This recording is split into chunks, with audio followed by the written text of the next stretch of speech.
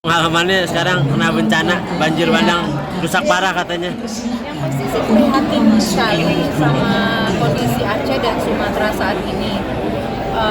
Jadi apa ya, rasanya tuh kayak campur aduk gitu, karena pasti ada penyebabnya kenapa bisa terjadi banjir yang sangat parah begini.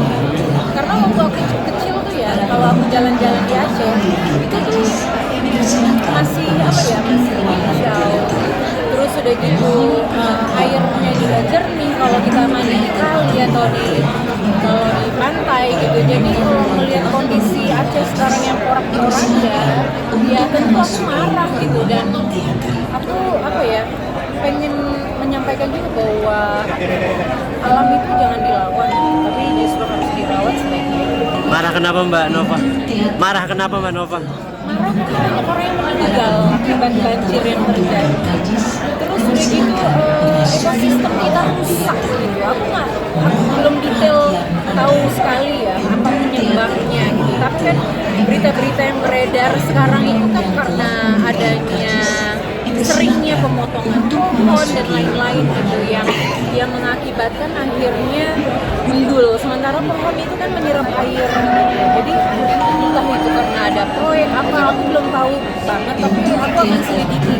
Tapi selidiki dalam artian ini kan kampungku gitu ya. Aku kayaknya berhak tahu apa yang terjadi, what's going on di Aceh gitu sampai terjadi separah ini kondisinya. Tapi kampung sendiri terdampak, bisa rumah di sana pribadi kena juga atau seperti apa Kak? Aku di Aceh kemasukan air sedengkul lah gitu.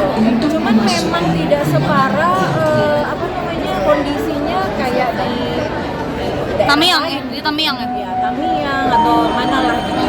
Tapi apa ya? Tapi dari sisi mental, ibuku di sana, kakak-kakakku di sana, keponakanku di sana. Jadi mereka kan masih kena mental dia juga. Kan waktu itu kan juga sempat gempa, habis yang banjir kan sempat gempa juga. Itu kan juga mengikis rasa psikologis dari orang-orang Aceh dan juga keluarga.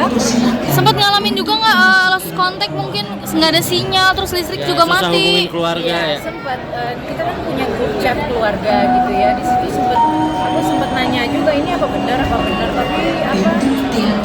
nggak ada kabarnya gitu dari keluargaku. Kan karena kondisinya pertama listriknya nggak ada, mati. Terus udah gitu mereka juga mamaku sempat cerita, sempat WhatsApp ke aku bahwa bahan pokok di sana tuh mahal banget, tinggi banget ya. Terus aku sempat ngajak mamaku untuk ke Jakarta dulu, mau nggak gitu aku jemput gitu.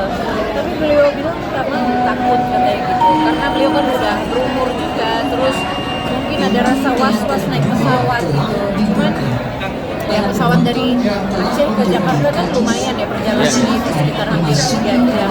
Jadi mungkin ada rasa kekhawatiran dari beliau naik pesawat. Cuman kan aku lebih khawatir lagi melihat kondisi keluargaku di sana yang memang apa, mereka tuh nggak deserve untuk dapat pengalaman seperti ini. Harusnya dimanapun ya, Indonesia itu harusnya aman, tenang, masyarakatnya makmur, sejahtera, bukannya harus mengalami hal-hal begini, apalagi ini akhir tahun ya. Nah ini juga Apa selain gempa, banjir, ada juga ada tanah bergeser, sungai baru, banyak bencana-bencana lainnya yang terjadi. Seperti apa melihat? Dan saya kan beberapa hari ini juga yang terjadi itu bergeser, kayak di Bandung ya.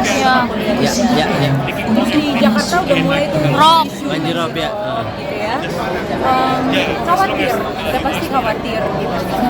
Tapi memang tetap harus waspada karena kan bencana bisa terjadi di mana aja. Cuman yang disayangkan itu ya, bencana itu terjadi karena apa? Human error penyebabnya, atau memang alam yang marah gitu, yang benar-benar kita harus cari tahu banget ya. Nah ini pelajaran nih buat kita semuanya, dari semua elemen masyarakat, dari pejabat yang punya otoritas itu harus benar-benar ini jadikan pelajaran gitu ya. Apa namanya, supaya nggak terjadi lagi yang hal-hal seperti ini untuk kemudian hari. Mbak Nova mungkin kan tadi orang tua takut nih buat ke Jakarta gitu. Sementara apakah Mbak Nova sendiri bakalan terbang ke Aceh buat nengok keluarga di sana seperti apa? Iya, rencananya seperti itu. Rencananya mau ke sana kan Tapi ketika aku cek tiket udah full semuanya. Beberapa maskapai yang memang terbang ke sana sudah full. Sedangkan minggu lalu aku mau ke sana juga nggak bisa karena aku baru balik dari Jogja karena ada syuting di sana. Jadi ya lagi setiap hari lagi ngecek tiket pesawatnya supaya bisa terbang ke sana. Ngajak teman-teman artis juga buat ikut donasi juga nggak sih Kak ke sana Kak atau seperti apa gitu? Ya, jadi memang kebetulan kan aku punya yayasan Suara Hati Perempuan dan punya komunitas Aceh Suara Hati. Di sini kita membuka donasi bagi siapapun yang mau berkontribusi. Kita juga punya relawan di sana dan dari 3 hari yang lalu relawanku yang ada sekitar 7 orang udah mulai membagikan donasi di 7 titik. Jadi akhirnya kita punya 7 posko di 7 titik lokasi yang sudah dibagikan. Itu baru tahap yang pertama. Jadi minggu depan kita akan lakukan tahap yang kedua juga untuk pembagian donasi gitu. Dan kita juga menerima barang. Jadi di rumahku tuh barang-barang udah numpuk gitu yang akan segera kita kirimkan yang bagi yang membutuhkan. Total berapa donasi yang terkumpulkan Mbak Nova kalau boleh tahu? Hampir 300 juta. Dan benda yang kekumpul apa aja yang didapat itu nih? Ada jilbab, ada baju, ada makanan, ada macam-macam sih. Ada sekitar 50 kilo kayaknya. Rencana mau kapan disalurkan ya? Minggu depan. Karena kan sekarang ketika kita mau coba hidup saat ini masih full, nggak bisa dikirim ke sana. Jadi kita lagi upayakan setiap hari supaya bisa segera dilakukan untuk pengiriman.